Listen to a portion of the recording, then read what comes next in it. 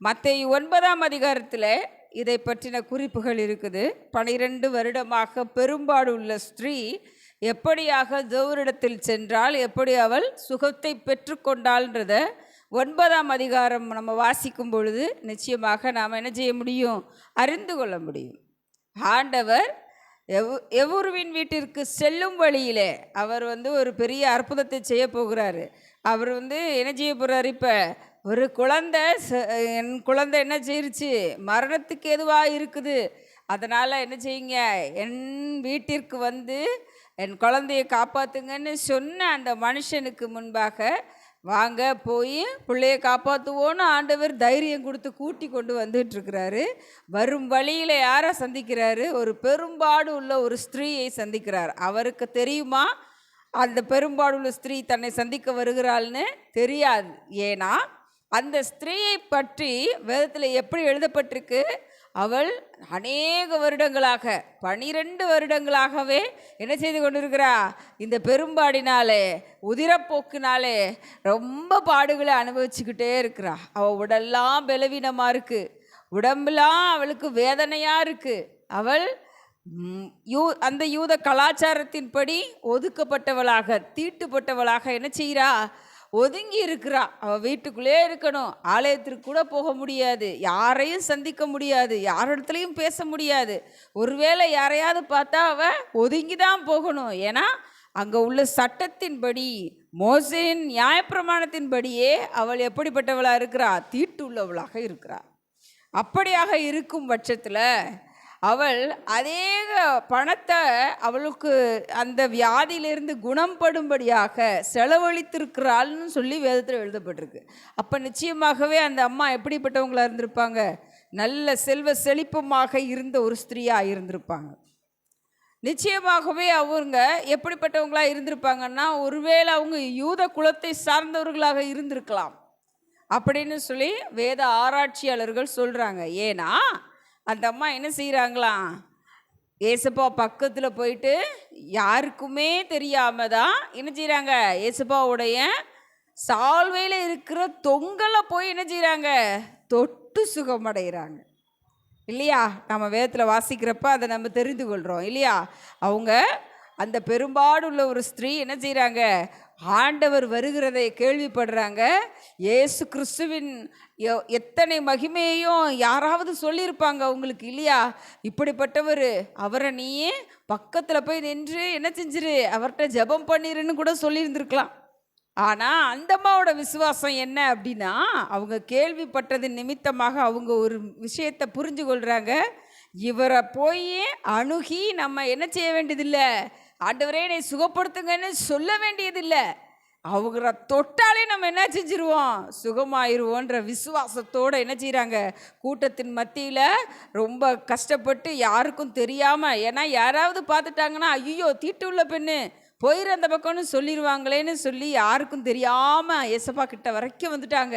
இப்போ ஏசப்பா கிட்ட வந்த பிறகு என்ன செய்கிறாங்க, ஏசப்பாவுடைய தொங்கல், அதாவது அவர் போட்டிருந்த சால்வையுடைய அந்த நூல் தொங்கும் இல்லையா, அந்த தொங்கலை ஓரத்தில் போய் என்ன செஞ்சிட்டாங்க, கை வச்சு தொட்டுட்டாங்க. ஆனால் அவரிடத்தில் இருந்து வல்லமை பெறப்பட்டதுன்னு சொல்லி வேதத்தில் வாசிக்கிறோம். அவரிடத்துல வல்லமை பெறப்பட்டது. அந்த அம்மாவுக்கு என்ன ஆயிடுச்சு, உதிரப்போக்கு நின்றுச்சு, அந்த பெரும்பாடு அந்த அம்மாவை விட்டு நீங்கிருச்சு. இது எப்படி அந்த அம்மாவுக்கு தெரிஞ்சிச்சு? ஏன்னா அவங்க அதில் தான் 12 வருஷமாக அனுபவிச்சிட்ருக்காங்க. அவங்க மனதுக்கும் அது தெரியும், அவங்க உடம்புக்கும் அது தெரியும். இப்போ என்ன ஆயிட்டு, அது ஸ்டாப் ஆயிடுச்சின்னு அவங்களுக்கு உணர முடிஞ்சிருச்சு. அப்போ அவங்க இன்னும் கொஞ்சம் தள்ளி போயிட்டாங்க.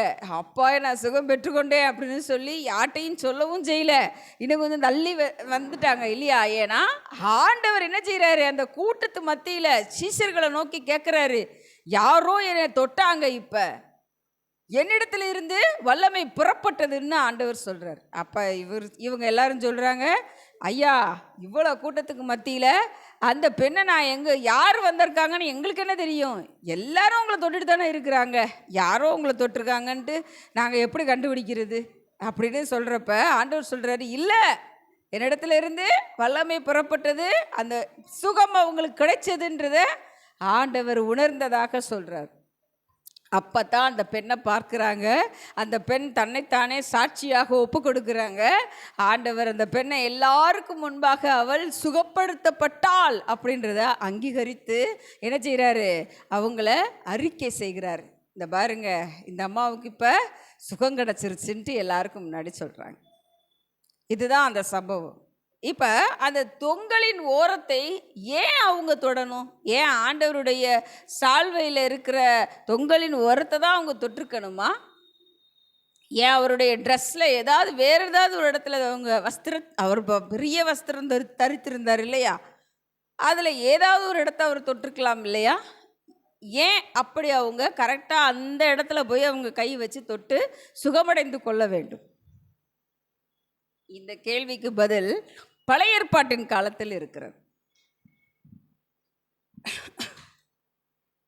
என்னாகமும் 15ஆம் அதிகாரம் 38ஆம் வசனம் 39ஆம் வசனத்தை வாசிக்கும் பொழுது 39ஆம் வசனத்தில் இப்படியாக எழுதப்பட்டிருக்கு, நீங்கள் பின்பற்றி சோரம் போகிற உங்கள் இருதயத்துக்கும் உங்கள் கண்களுக்கும் ஏற்க நடவாமல் இதை பார்த்து கர்த்தரின் கற்பனைகளை எல்லாம் நினைத்து அவைகளின்படியே செய்யும்படிக்கு இது உங்களுக்கு தொங்கலாய் இருக்க வேண்டும் அப்படின்னு ஆண்டவர் சொல்கிறார். எப்படின்னா, ஆண்டவர் சொல்கிறாரு, ஆசாரியருக்கு லேவி கோத்திரத்தில் இருந்தவங்களுக்கு ஆசாரிய மக்களுக்கு அவர் இப்போ மேலே ட்ரெஸ்ஸு எப்படி பண்ணணும் அப்படின்னு சொல்லி அவங்களுக்கு தனித்துவமான அங்கி அவங்க போட்டுக்கொள்ளணும்னு ஆண்டவர் எப்படி அதில் என்னெல்லாம் இருக்கணும், எப்படி அந்த மேலே போட்டிருக்கிற சால்வை எப்படி இருக்கணும், அவங்க தலையில் கட்டியிருக்கிற கயிறு எப்படி இருக்கணும், அவங்க இடுப்பில் கட்டியிருக்கிற இடையில் கட்டியிருக்கிற கயிறு எப்படி இருக்கணும், எல்லாவற்றையும் ஆண்டவர் சொல்கிறார். அப்படி சொல்கிறப்ப ஆண்டவர் சொல்கிறாரு, நீ போட்டிருக்கிற அந்த இடுப்பில் இருக்கிற அந்த, அதாவது தோளில் போட்டிருக்கிற அந்த சால்வையில் இருக்கிற நூல் எப்படிப்பட்டதாக இருக்கணும்னா நீல கலரில் இருக்கணுமா, நீல வண்ணமாக இருக்கணும், அதில் சில விஷயங்களை கட்டி தொங்க விட்டுருக்கணும்னு ஆண்டவர் சொல்கிறார். இது எதற்காக அப்படின்னா, அதில் ஒரு வார்த்தை இருக்குது அந்த வசனத்தில், நீங்கள் பின்பற்றி சோரம் போகிற உங்கள் இருதயத்திற்கும் உங்கள் கண்களுக்கும் ஏற்க நடவாமல், அதாவது நீ உன் இஷ்டப்படி நடக்காம, நீ பாவத்தில் ஜீவிக்காம, நீ அதில் இருந்து ரட்சிக்கப்படுறதுக்காக, நீ அதை தெரிந்து கொள்வதற்காக அந்த நீல கலரில் தொங்கிட்டு இருக்கே, அந்த தொங்கல் ஓரத்தில் இருக்கிற அந்த நினைவு கூறுதல் தான் உனக்கு அடையாளம் அப்படின்னு சொல்லி ஆண்டவர் சொல்கிறார். இன்னும் ஒரு வசனம் இருக்கிறது, மல்கியாவின் அதிகாரம் 4ஆம் அதிகாரம் 2ஆம் வசனம் இப்படியாக சொல்கிறது, ஆனாலும் என் நாமத்துக்கு பயந்திருக்கிற உங்கள் மேல் நீதியின் சூரியன் உதிக்கும், அதன் செட்டைகளின் கீழ் ஆரோக்கியம் இருக்கும், நீங்கள் வெளியே புறப்பட்டு போய் கொழுத்த கன்றுகளைப் போல் வளருவீர்கள் அப்படின்னு சொல்லி மல்கியாவில் யாரை பற்றி இருக்குது அப்படின்னா, தீர்க்க தரிசனமாக இயேசு கிறிஸ்துவை பற்றி இருக்குது.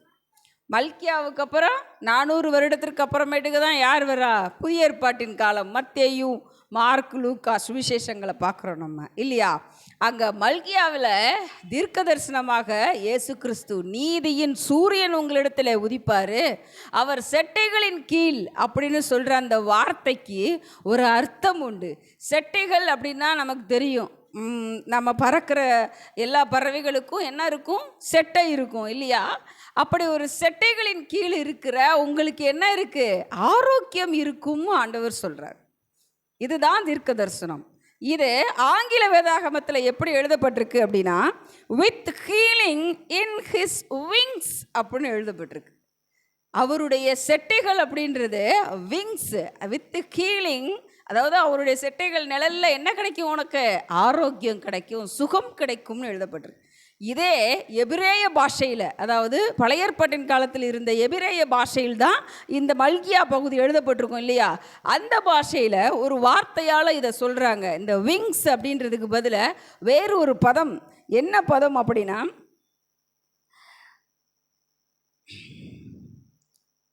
கனாப், KANAPH, கனாப் அப்படின்ற ஒரு பதம் அதில் கொடுக்கப்பட்டிருக்கு.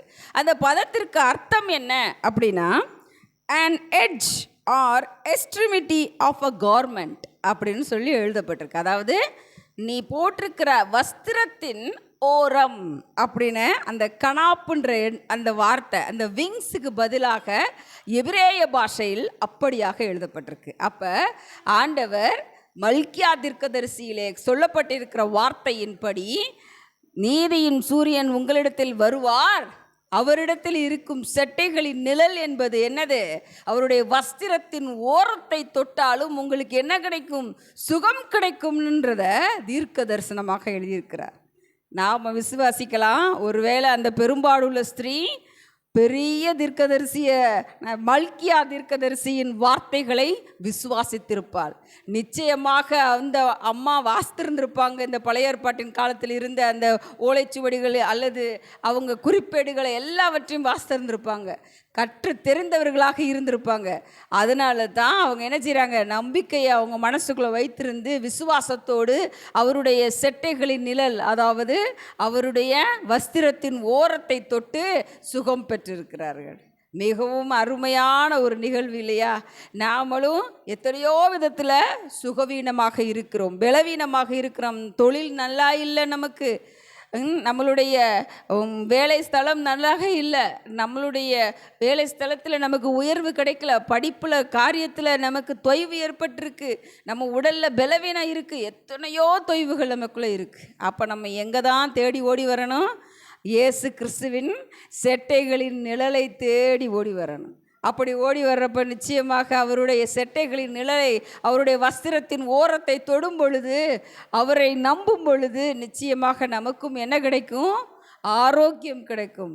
அந்த எந்த விஷயத்தில் நமக்கு தொய்வு இருக்கிறதோ, எந்த விஷயத்தில் நமக்கு பலவீனம் இருக்கிறதோ, அதை பலப்படுத்துகிற கிறிஸ்துவிடத்தில் வந்து நாம் அந்த பலத்தை மீட்டெடுத்து கொள்ள முடியும்.